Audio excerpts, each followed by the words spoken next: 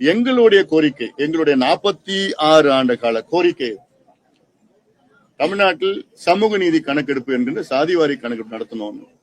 இது கடந்த காலத்துல மருத்துவர் ஐயா அவர்கள் முதல் பொது வாழ்க்கையில வந்த நேரத்துல முதல் மாநாடு நடத்தினார். அந்த முதல் மாநாட்டுல முதல் தீர்மானம் என்னன்னா, தமிழ்நாட்டில் சாதிவாரி கணக்கெடுப்பு நடத்தி அனைத்து சமூகங்களுக்கும் சமூக நீதி பிரதிநிதித்துவம் வழங்க வேண்டும் என்று முதல் தீர்மானம் 46 ஆண்டுகளுக்கு முன்பு. அப்பதிலிருந்து கோரிக்கைகள்.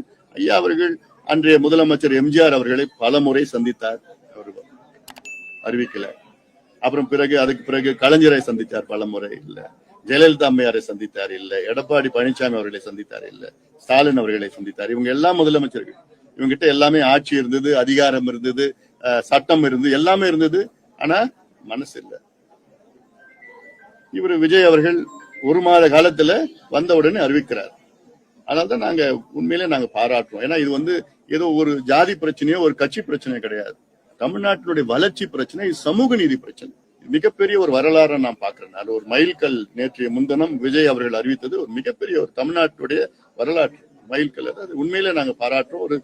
ஒரு தைரியம் வேணும், இது அறிவிக்கிறதுக்கு தைரியம் வேணும். அதுல சில குறைகள் இது மத்திய அரசு எடுத்த பிறகு இது வரும், இது வராது. சில பேர் விமர்சனம் யார் வேணா பண்ணலாம்.